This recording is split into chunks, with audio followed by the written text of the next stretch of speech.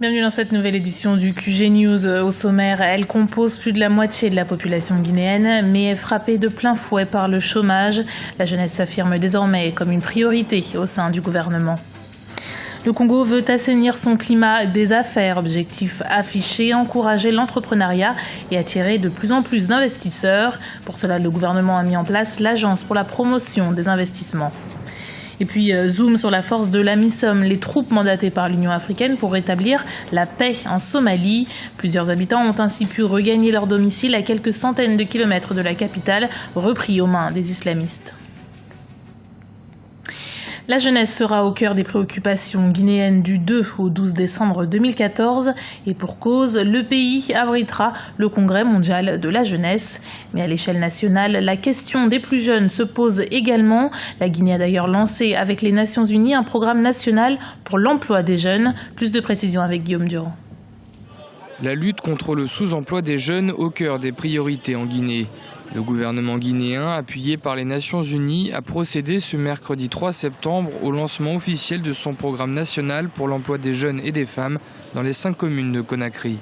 Ce sont quelques 5000 jeunes qui devraient bénéficier de ce projet, articulé notamment autour de l'assainissement, de la valorisation des déchets et de l'animation d'activités socio-éducatives autour de la culture de la paix et de la citoyenneté. Selon les résultats de l'enquête de base sur l'évaluation de la pauvreté, la population guinéenne est relativement composée de jeunes dont l'âge varie entre 15 et 35 ans. C'est ainsi, en raison de son importance et de son poids démographique, l'emploi de la jeunesse figure en bonne place parmi les plans prioritaires pour la consolidation de la paix. Ainsi, les Nations Unies ont débloqué un fonds de consolidation de la paix d'un montant de plus de 2 500 000 $. Ce programme national d'emploi spécifique pour les jeunes et les femmes est une opportunité pour la Guinée d'optimiser l'immense potentiel qu'elle offre à sa population jeune à travers le recyclage et la valorisation des déchets solides, à la création et la gestion d'entreprises à travers la constitution des jeunes en groupement d'intérêt économique. Selon le Fonds des Nations Unies pour la population, 3 jeunes sur 5 sont touchés par le chômage et le sous-emploi en Guinée. La Somalie tend la main aux islamistes d'Al-Shabaab à condition qu'ils déposent les armes sous 45 jours. Une promesse d'amnistie faite par voie de communiqué de presse mercredi. Les autorités tentent ainsi de profiter de la frappe qui a paralysé le mouvement. Une attaque américaine aurait touché le chef suprême des islamistes somaliens d'Al-Shabaab, Ahmed Abdi Godan, même si les forces n'ont pas été en mesure de confirmer son décès. Une main tendue qu'analyse pour nous notre éditorialiste Lucien Pombou. Pourquoi le gouvernement somalien souhaite que les groupes Shabaab rentrent dans le jeu politique? On peut y voir 2 raisons. D'abord, montrer l'impuissance du gouvernement somalien à lutter seul contre Shabaab, qui a des ramifications avec Al-Qami et Boko Haram. C'est la première raison. Et la deuxième raison, essayer d'envoyer un message au Shabaab en disant que vous avez aussi la possibilité de participer à l'édification de la Somalie nouvelle. Il faut, je crois, que le gouvernement somalien puisse consulter les autres pays de la région avant, effectivement, de prendre la décision qui est la sienne. La décision est prise, il faut l'assumer, mais j'ai bien peur que les Shabaab, tout en donnant un prêt-accord, continuent la lutte militaire, car c'est la victoire militaire qu'ils veulent sous le gouvernement de Somalie. Et justement, la mission de l'Union africaine en Somalie, l'AMISOM, poursuit son travail de sécurisation en Somalie. Il ne resterait plus qu'un dernier bastion aux mains des Shabaab, une avancée qui permet à la population dans certaines régions pacifiées de regagner leur domicile situé à 115 km au sud de Mogadiscio, la capitale. Ibra Radinjai. Bâtissons le futur, c'est le slogan de l'Agence pour la promotion des investissements créée par le gouvernement congolais. Cette agence a pour objectif d'assainir le climat des affaires afin d'encourager l'entrepreneuriat et attirer le plus grand nombre d'investisseurs. Principale interlocutrice des investisseurs, l'agence devra orienter, renseigner et faciliter les démarches de création d'entreprises. La mission principale de l'Agence pour la promotion des investissements est d'attirer et d'accompagner les investisseurs dans la réalisation de leurs projets, d'appliquer la politique du gouvernement en matière d'investissement, d'assainir le climat des affaires. Et c'est très important puisque si le climat des affaires n'est pas assaini, il est difficile que les investisseurs puissent venir donc investir dans le pays. L'agence travaille déjà sur la mise en place d'une stratégie de promotion secteur par secteur. Parmi les priorités, le secteur agroalimentaire, la grande distribution, l'agriculture et la pêche. Objectif, encourager la production locale et réduire l'enveloppe des importations qui s'élève chaque année à plus de 130 milliards de francs CFA. L'Association pour la promotion de l'initiative privée salue cette initiative, mais reste vigilante. Le fait que le gouvernement l'ait créé, c'est une bonne chose.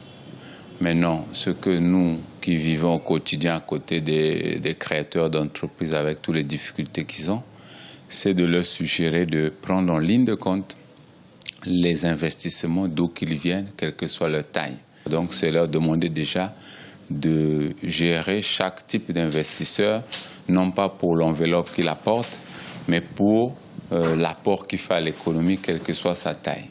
Pour faciliter le travail de l'API, le gouvernement a pris une série de décrets. Parmi ces mesures, la réduction à 48 heures de la durée de création d'entreprise et l'interdiction d'ériger des barrières de police, de gendarmerie ou de douane pour contrôler les marchandises. Reste à traduire ces mesures dans les faits. Classé 185e sur 189 pays dans le dernier classement Doing Business de la Banque mondiale, le Congo veut renverser la tendance. Comme je vous le disais, la mission de l'Union africaine en Somalie, la MISOM, poursuit son travail de sécurisation en Somalie. Il ne resterait plus qu'un dernier bastion aux mains des Chebab, une avancée qui permet à la population dans certaines régions pacifiées de regagner leur domicile situé à 115 km au sud de Mogadiscio, la capitale. Ibra Radinjai. Nous sommes ici à Bulomare, une ville stratégique située à 115 km au sud de Mogadiscio, qui était sous le joug des Al-Shabaab depuis plusieurs années. Aujourd'hui, ce n'est plus qu'un souvenir pour la population, grâce au travail de sécurisation des forces conjointes de l'armée nationale somalienne et de la mission de l'Union africaine en Somalie, la MISOM. Les autorités veulent remporter un autre combat, celui de la communication, notamment le travail de sensibilisation auprès de la population. Al-Shabaab, ils ont triché avec vos enfants, parce qu'Ahmed Gotan, ses enfants, ses 3 femmes, 2 sont à Hargeisa, 1 dans Bureau, ses enfants apprennent, ils sont à l'école. Pourquoi Ahmed Gotan envoie ses enfants à l'école et vos enfants ne sont pas scolarisés? Ils sont envoyés à la fabrication de bombes suicides.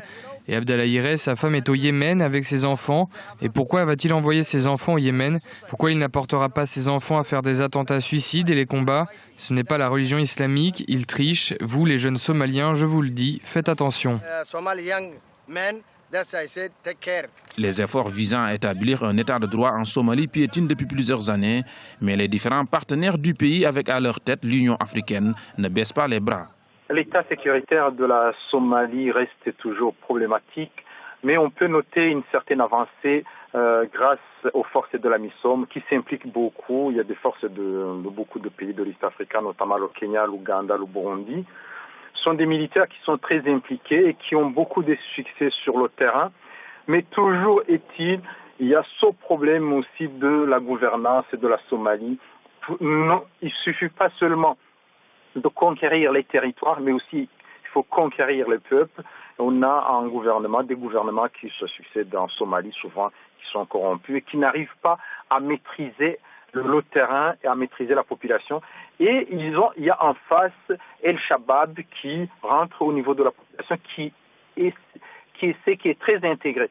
La force de la MISOM ne peut pas faire le travail du gouvernement. La MISOM est composée de 17 731 soldats, burundais, djiboutiens, kenyans, sierra-léonais, ougandais et éthiopiens. Une résolution de l'Organisation des Nations Unies adoptée en novembre dernier a confirmé le renforcement des troupes à hauteur de 6 235 hommes supplémentaires. La mission a quant à elle été prolongée jusqu'au 31 octobre 2014. C'était le journal de la rédaction. Merci de l'avoir suivi. Retrouvez dans un instant une nouvelle édition du QG News sur Africa 24.